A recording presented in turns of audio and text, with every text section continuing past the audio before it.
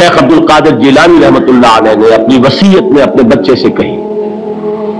11ویں دینے والے ہیں لیکن حضرت شیخ عبد القادر جیلانی کی وصیت اور تعلیمات کو کتنے لوگ ہیں جانتے ہو؟ یہ جن مقامات تک پہنچے ہیں وہ کس چیز کی بدولت پہنچے؟ انہوں نے جو پیغام دیا وہ کیا تھا؟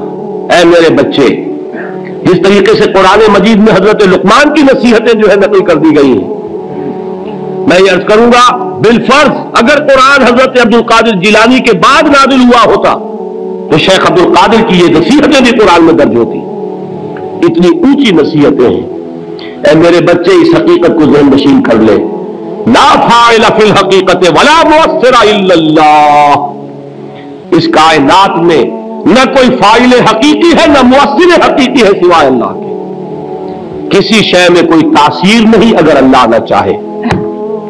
آگ جلا نہیں سکتی اگر اللہ نہ چاہے. پانی ڈبو نہیں سکتا اگر اللہ نہ چاہے.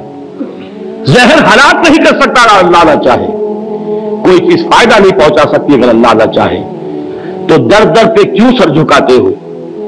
در در پر کیوں جبیں سائی کرتے ہو؟ سب کے سامنے کیوں ہاتھ پھیلاتے ہو؟ ایک اللہ سے مانگو. ایک اللہ کے سامنے زمین پر اپنی جبین رکھو. لا فاعل فی الحقیقت ولا مؤثر الا اللہ. نظر آتا ہے ہمیں کہ پانی پیاس بجھا دیتا ہے.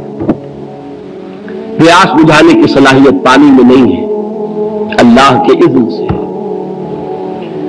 کھانا بھوک مٹا دیتا ہے. بھوک مٹانے کی صلاحیت کھانے میں نہیں ہے، اذن رب میں ہے.